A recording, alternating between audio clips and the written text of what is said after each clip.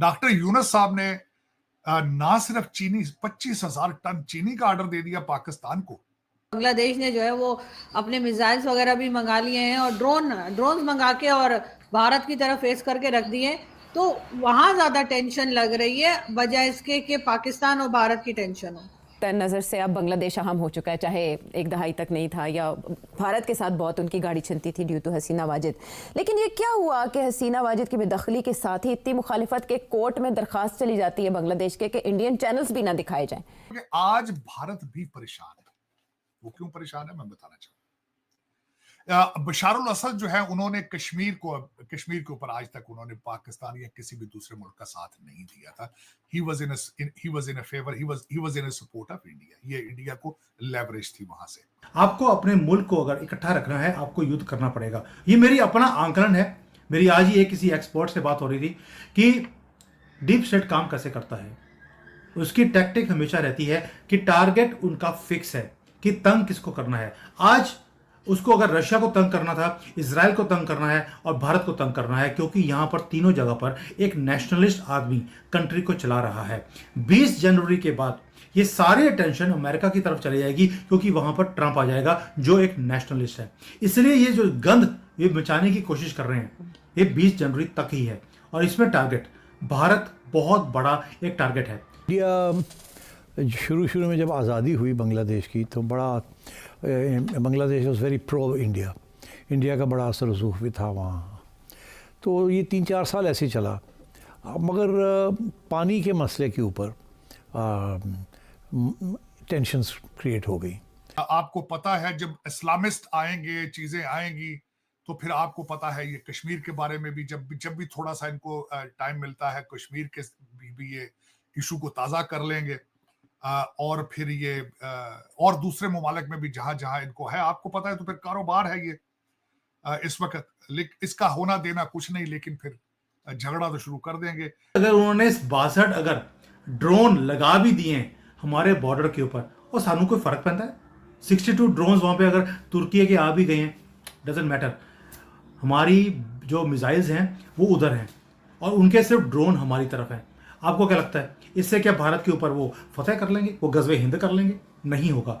होगा तो यही कि वहां पर डिस्ट्रैक्शन कर पाकिस्तान हमारे ऊपर अटैक करने की कोशिश कर सकता है, because you and your country are desperate to have some kind of face saving for your country. India का जो सिचुएशन है कि सारे नेबरहुड के अंदर इंडिया के तल्लुकात एक एक करके सबके साथ ख़राब होने शुरू हो गए, क्योंकि इंडिया बिग ब्रदर बनना चाहता है ना। आजकल के ज़माने में बिग ब्रदर कोई नहीं मानता किसी को।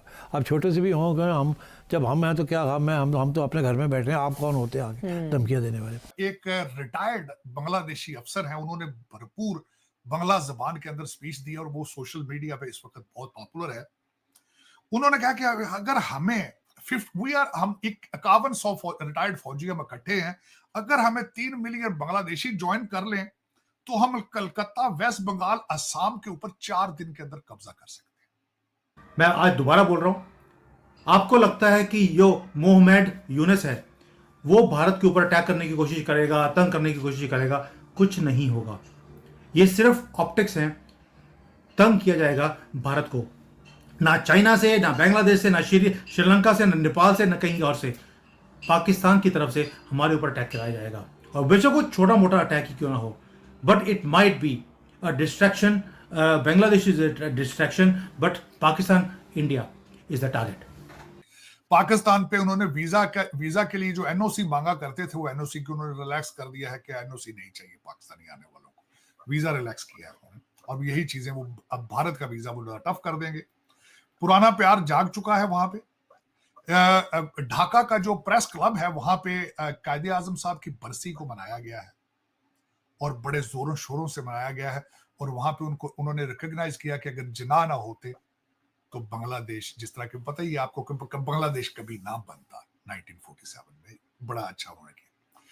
नेपाल के साथ इंडिया के तल्लुकात ख़राब, बांग्लादेश के साथ ख़राब, श्रीलंका के साथ ख़राब, चाइना के साथ खैर, और पाकिस्तान तो पुरानी घात।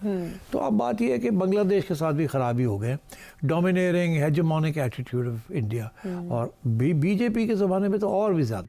खाने वाली चीनी पहले वो भारत से लेते थे, पहले वो भारत से लेते थे, अब 25,000 चीनी का ऑर्डर दिया है, डायरेक्ट फ्लाइट्स का ऑर्डर कर रहे हैं, साथ ही उन्होंने पाकिस्तान को असले का ऑर्डर भी दे दिया। 40 ton RDX, 2900 high intensive projectile, 2000 units of टैंकों के गोले और 40,000 राउंड ऑफ आर्टिलरी का ऑर्डर उन्होंने दे दिया। और उन्होंने हसीना वाजिद को कहा है बंगाली जुबान में कि she was a lady frown, frown थी, वो हमारे ऊपर जुल्म करती रही है with the support of India. तो ये उन बहुत ज्यादा गुस्सा, और ये सारी पहले भी। और दूसरा आपने ये तो सुन ही लिया होगा कि बांग्लादेश यूनिवर्सिटी के अंदर जो एक प्रोफेसर साहब थे, उन्होंने कहा था कि हमें पाकिस्तान से एटॉमिक जो है रिलेशनशिप और एसेट्स वो लेने चाहिए। तो अल्टीमेटली वो यही समझते हैं कि हम पिछले दौर के अंदर हमारे ऊपर हसीना वाजिद जो जुल्म करती रही है उसके पीछे सपोर्ट इंडिया की थी, और India is not a friendly country anymore. जब पिछले दौर में बांग्लादेश नेशनल पार्टी की हुकूमत होती थी खालिदा जिया की, तो वो जमात इस्लामी के साथ उनके सॉफ्ट कॉर्नर था उनका। तो अकॉर्डिंग टू द भारतीय इंटेलिजेंस एजेंसियां, ये पीरियड मैं बताना चाहूंगा पीरियड कौन कौन से थे, 1991 से लेकर 1996 तक। दूसरा पीरियड उनका 2001 से 2005 था। भारतीय एक्यूज करते हैं कि मसूद अजहर साहब और सज्जाद अफगानी ये दोनों बांग्लादेश के जरिए भारत आए थे।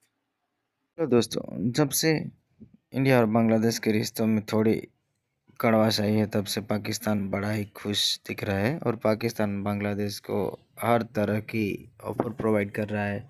जैसे कि अभी कुछ दिनों पहले उन्होंने असला भी दिया था, उनको गोला बारूद भी दिया था, और चीनी की डील भी अभी हो चुकी है। चीनी भी पहले बांग्लादेश इंडिया से लेता था, पाकिस्तान उसको चीनी देगा, और जिन्ना की बरसी भी मनाई गई बांग्लादेश में, और कहा कि यही हमारा रियल बाप है, ये वो सब। और मतलब अब बांग्लादेश भी पाकिस्तान की राह पर चल पड़ा है, क्योंकि अब बांग्लादेश को लगता है कि इंडिया उसका दुश्मन है, जबकि बांग्लादेश को क्रिएट करने वाला ही इंडिया था।